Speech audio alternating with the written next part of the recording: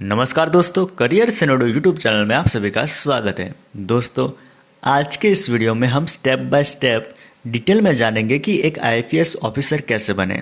IPS यानी Indian police service, ये एक बहुत बड़ी पोस्ट है और एक आईपीएस ऑफिसर बनने का काफ़ी सारे लोगों का सपना होता है और इसके लिए लोग काफ़ी मेहनत भी करते हैं।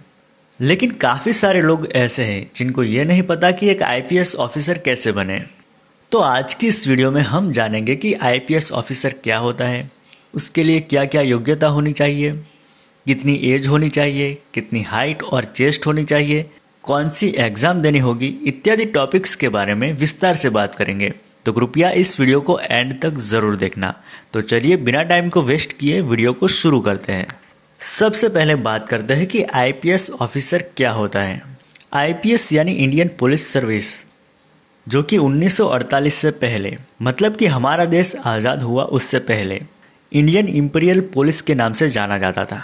हाल की बात करें तो आईपीएस ऑफिसरों को सेंट्रल गवर्नमेंट और स्टेट गवर्नमेंट दोनों के द्वारा नियोजित किया जा सकता है। इंडियन पुलिस में आईपीएस ऑफिसर एक बहुत बड़ी पोस्ट मानी जाती है और ये काफ़ी जिम्मेदारी भरी पोस्ट होती है, तो इसमें रिस्पेक्ट भी काफ़ी मिलती है। आईपीएस के अंदर आपको DGP, ADGP, IG, DIG, SP, ASP और डीएसपी जैसी पोस्ट मिल सकती है।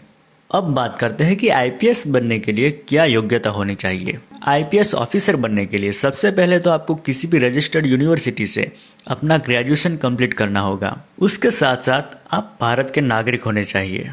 बात करें एज लिमिट की, तो आईपीएस ऑफिसर बनने के लिए आपकी उम्र 21 साल से 30 साल के बीच होनी चाहिए।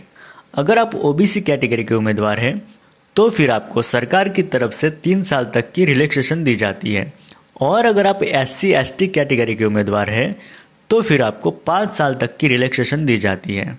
आईपीएस बनने के लिए कितनी हाइट चाहिए? बात करें मेल कैंडिडेट की, तो फिर आईपीएस बनने के लिए आपकी हाइट 165 सेंटीमीटर तक होनी चाहिए और अगर आप ओबीसी या फिर एससी एसटी के उम्मीदवार हैं तो फिर आपकी हाइट 160 सेंटीमीटर तक होनी चाहिए और इसके अलावा आपकी चेस्ट 84 सेंटीमीटर तक की होनी चाहिए।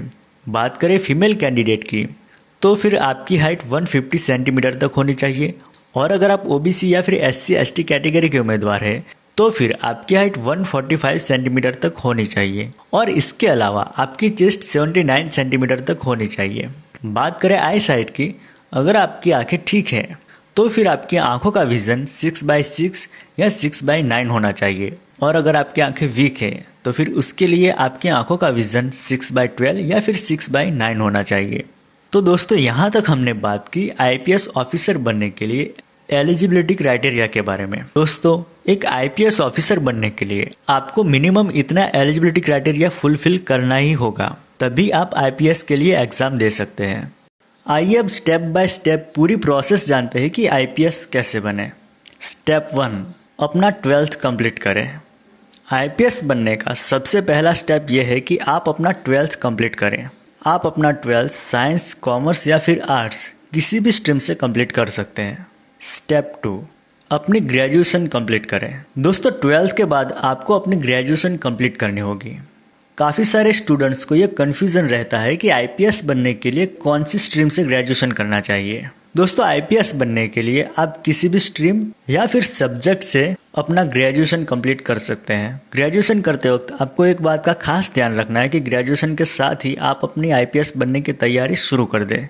ऐसा इसलिए कि अगर आप ग्रेजुएशन के साथ प्रिपरेशन करते हैं तो फिर एग्ज़ाम में आपके लिए कम मुश्किल होगी और आप काफ़ी सारे स्टूडेंट्स से 2 कदम आगे होंगे। स्टेप 3, यूपीएससी एग्ज़ाम के लिए अप्लाई करें। जैसे ही आपका ग्रेजुएशन कंप्लीट हो जाता है तो फिर आपको यूपीएससी एग्ज़ाम के लिए अप्लाई करना होगा। आप चाहे तो ग्रेजुएशन के फाइनल ईयर में भी इस एग्ज़ाम के लिए अप्लाई कर सकते हैं। अगर आपको आईएएस, आईपीएस या फिर आईआरएस बनना है तो उन सभी के लिए आपको यूपीएससी एग्ज़ाम देना होगा, क्योंकि यूपीएससी ही इन सभी एग्ज़ाम को कंडक्ट करवाता है और ये एग्ज़ाम इतनी आसान भी नहीं होती। यूपीएससी एग्ज़ाम आपका 3 स्टेज में होता है। पहला स्टेज है प्रिलिमिनरी एग्ज़ाम। यूपीएससी एग्ज़ाम में अप्लाई करने के बाद आपको सबसे पहला एग्ज़ाम क्लियर करना होगा, जो है प्रिलिमिनरी एग्ज़ाम। इसमें 2 पेपर होते हैं, दोनों में ही ऑब्जेक्टिव वाले सवाल होते हैं। दोनों पेपर 200-200 मार्क्स के होते हैं। दूसरे स्टेज में जाने के लिए आपको पहला स्टेज क्लियर करना होगा, यानी प्रिलिमिनरी एग्ज़ाम क्लियर करना होगा। दूसरा स्टेज है मेन एग्ज़ाम। जैसे ही आप पहले एग्ज़ाम को क्लियर करते हैं, इसके बाद आपको मेन एग्ज़ाम क्लियर करना होगा। इसमें आपको कुल टोटल 9 पेपर देने होंगे, जिसमें आपको रिटन एग्ज़ाम के साथ साथ इंटरव्यू भी देना होता है। ये एग्ज़ाम थोड़ा सा मुश्किल हो जाता है, तो इस एग्ज़ाम को काफ़ी सारे लोग क्लियर नहीं कर पाते। अगर आपको आईपीएस ऑफिसर बनना है तो आपको इस एग्ज़ाम को क्लियर करना ही होगा। यूपीएससी एग्ज़ाम का तीसरा स्टेज है इंटरव्यू। जैसे ही आपके दोनों राउंड क्लियर हो जाए, उसके बाद आपको पर्सनल इंटरव्यू के लिए बुलाया जाता है, जो कि करीब 45 मिनट का होता है। तो आपको इंटरव्यू क्लियर करना होगा। यहाँ पर कई इंटरव्यू देने वाले पैनल होते हैं, जो आपसे काफ़ी मुश्किल और ट्रिकी सवाल पूछेंगे। तो आपको इसके लिए पहले से तैयार रहना होगा, तभी आप एक काबिल आईपीएस ऑफिसर बन सकते हैं। स्टेप 4, आईपीएस ऑफिसर की ट्रेनिंग पूरी करें।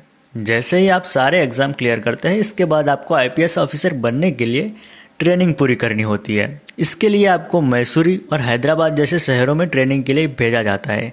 जैसे ही आपकी ट्रेनिंग हो जाती है, उसके बाद आपको पोस्टिंग दी जाती है। तो इस तरह आप एक आईपीएस ऑफिसर बन जाते हैं। दोस्तों, बात करें सैलरी की, तो इसमें फ़िक्स सैलरी नहीं होती है, क्योंकि इसमें काफ़ी सारी अलग अलग पोस्टिंग होती है। एग्ज़ाम में परफॉर्मेंस के अकॉर्डिंग आपको एक पोस्टिंग दी जाती है और पोस्टिंग के अकॉर्डिंग आपको सैलरी मिलती है। लेकिन फिर भी हम स्टार्टिंग एवरेज सैलरी की बात करें तो शुरुआत में आपको 40 से 45 हज़ार रुपये के करीब सैलरी मिल जाती है। तो दोस्तों, उम्मीद करता हूँ कि आपको समझ में आ गया होगा कि आईपीएस कैसे बनते हैं। आई होप कि आपको ये वीडियो पसंद आया हो। अगर आपको ये वीडियो पसंद आया तो वीडियो को लाइक कीजिए और शेयर कीजिए। और हाँ, ऐसे ही एजुकेशनल और करियर के बारे में रेगुलर वीडियो देखना चाहते हैं तो फिर आप हमारे चैनल करियर सैनडो को सब्सक्राइब कीजिए और पास में दिए गए बेल आइकन को प्रेस कीजिए, ताकि हमारा वीडियो सबसे पहले आप तक पहुँचे। धन्यवाद।